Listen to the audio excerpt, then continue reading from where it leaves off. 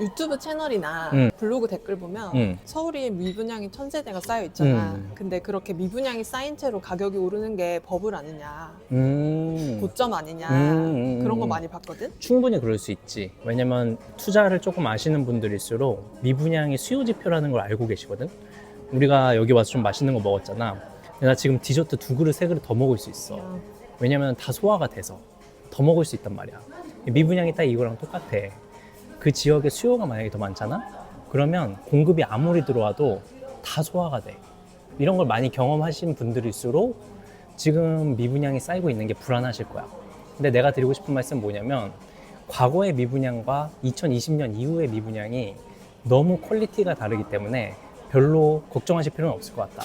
오늘 이런 얘기를 자세히 나누다 보면 뭐 불안한 점도 해소가 되고 내 집 마련하는데 조금 더 편하게 하실 수 있지 않을까 싶어. 그러면 과거의 미분양 어땠나? 이거부터 한번 얘기를 해볼게. 어떤 아파트들이 미분양이었냐? 너무 잘 아시는 단지일 거야. 반포 자이도 있고, 반포 레미안 퍼스티지도 있고, 아크로 리버파크도 있고, 강동의 대자인 고덕 레미안 힐스테이트 있고. 이 단지들이 왜 미분양이 났는지 지금은 이해가 안 가실 거야. 심지어 분양가가 얼마였냐면 고덕 레미안 힐스테이트 같은 경우는 7억이 안 됐고, 마포 레미안 푸르지오가 내 기억에 84가 7억 3천인가 그랬을 거야. 그리고 반포 자이는 11억이야. 지금 이 가격 절대 안 나오지. 이 가격에 3배를 줘도 못 사는 시장이다 보니까 이렇게 쌌는데 왜 이게 미분양이었지? 라는 생각이 들잖아. 근데 그때는 비싸다라고 생각을 했기 때문에 미분양이었어. 사람들 다 알지. 이게 좋은 입지, 좋은 상품인 거 보면 모를 수가 없잖아. 너무 좋잖아. 그런데도 불구하고 이게 비쌌다. 왜냐면 그 기준이 미래에 있기 때문인데, 이 지금 아파트 가격이라는 게 아무리 비싸 보여도 미래에 이 아파트 가격이 더 올라갈 거다 라는 생각이 들면 지금 가격이 그렇게 비싸게 안 느껴지거든. 근데 그때는 아파트에 대한 신뢰라든지 그런 미래 가치가 지금보다는 훨씬 더 낮게 평가가 돼 있던 시기야. 이때 되게 유행했던 책이 한 권 있는데, 선대인이 지은 미친 부동산을 말하다 라는 책이 있어. 이 책을 보면 가계부채들이 계속 올라가서 이 부채 폭탄이 쌓이고 있는데 이제 곧 있으면 금리가 올라갈 거야.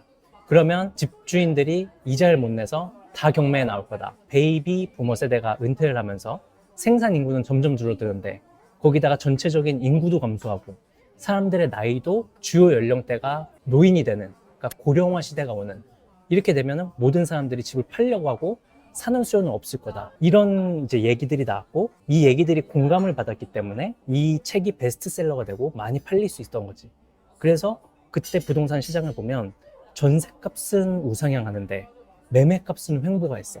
그래서 2015년대 보면 서울의 전세가율이 좋은 아파트들도 70%를 했어. 그런데 이제 아파트의 지역 시장은 실거주자들이 움직이기 때문에 이분들이 안 들어오면 움직일 수가 없던 거고, 그때는 이런 좋은 아파트들이 분양을 했어도 미분양으로 남을 수밖에 없었던 거지. 왜냐면 미래 가치에 대한 확신이 없기 때문에. 좋은 건 다 알지만 비싸서 못 사는. 그래서 어떻게 보면 이때 미분양은 버킨백과 같다. 그럼 지금 미분양이랑 그때 미분양이랑 다른 점이 뭐야? 이제 지금 미분양 같은 경우를 보면은 이게 2015년부터 2021년의 상승장을 겪으면서 사람들 머릿속에 부동산은, 더구나 서울의 부동산은 한 사두면 오르는구나, 이런 생각을 사람들이 갖게 된 것 같아.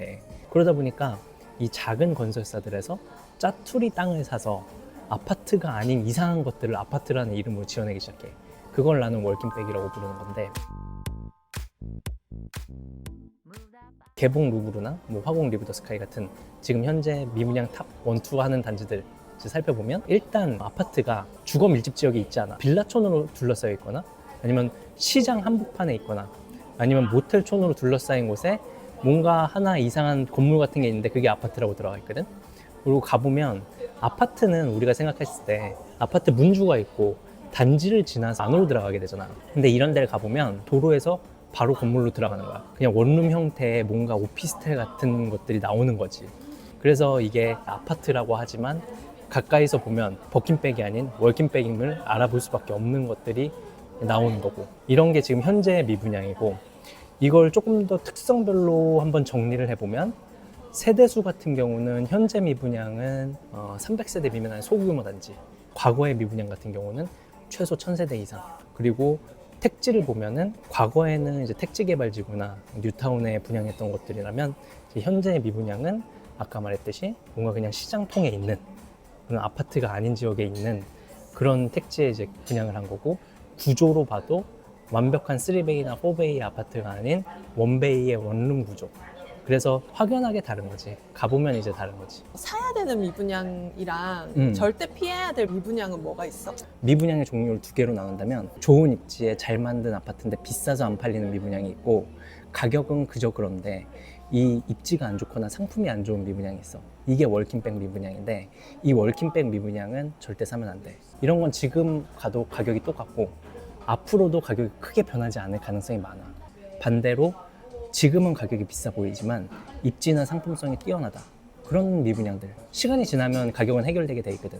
어쨌든 그 옆에 있는 아파트들도 오르니까. 호제스 한강이라든지, 그리고 이문 아이파크자이 3단지가 있긴 있었는데, 이런 곳들도 지금 미분양이 빠르게 소진이 되고 있어. 사람들도 아는 거겠지. 이제 비싼 가격에 버킨백 같은 미분양 단지들은 시간이 지나면 다 해결이 된다. 그래서 이제 월킹백이랑 현재 미분양을 내가 계속 이제 비교를 하고 있는데, 차이점이라고 하면 월킹백은 그냥 쓰고 버리는 거지. 그냥 10만 원에 싸게 사서 SNS에 밈을 한번 올리고 쓰다가 좀 버리지 뭐, 이런 마인드로 사는 거고, 하지만 부동산은 소비재가 아니잖아. 자산이기 때문에 내가 살 때보다 팔 때 얼마나 쉽고 좋은 가격에 팔 수 있는지가 중요한데, 이런 월킹백 같은 부동산은 이제 출구 전략이 없는 거지. 사놓고 그냥 강제 보유를 하거나 아니면 뭐 내가 산 가격보다 싸게 팔아야 될 수도 있는 거야. 이런 차이점 때문에 월킹백은 성공할 수밖에 없고 부동산판 월킹백은 실패할 수밖에 없다. 우리한테 2019년부터 2020년에 대출도 안 나오고 지금 있는 작은 돈으로 살 수 있는 게 지금 미분양으로 남아있는 부동산판 월킹백들, 이런 거밖에 없었단 말이지. 그래서 이런 걸 살려고 계속 물어봤었어.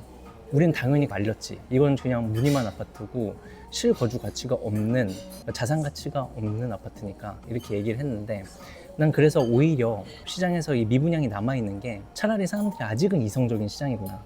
그러니까 2020년에서 2021년에 도생이나 생수, 그 다음에 오피스텔 같은 것들을 다 살려고 달려드는 그런 시장은 아직 아닌 것 같단 말이지. 왜냐면 지금 이런 것들을 아무도 안 주워가고 있으니까 그나마 이성적인 판단을 하시는 것 같아. 근데 이게 정말 과열이 되고 버블이 끼기 시작하면 이런 것들도 안 보고 그냥 달려들 거야. 그렇기 때문에 지금 있는 천세대 미분양은 대부분 안 없어지는 게 오히려 건강한 상승장의 상징? 뭔가 현상 아닐까? 그래서 다시 한번 요약을 해보면, 지금 현재 있는 서울시장의 미분양들은 하나하나 조사를 해보니까 거의 다 월킹백이더라. 너무 걱정하시지 않으셔도 되고, 오히려 이 월킹백 같은 부동산들이 없어지려고 할 때, 급속도로 없어질 때, 그때가 더 위험한 때다. 이렇게 지금 생각을 하시면 될 것 같아요.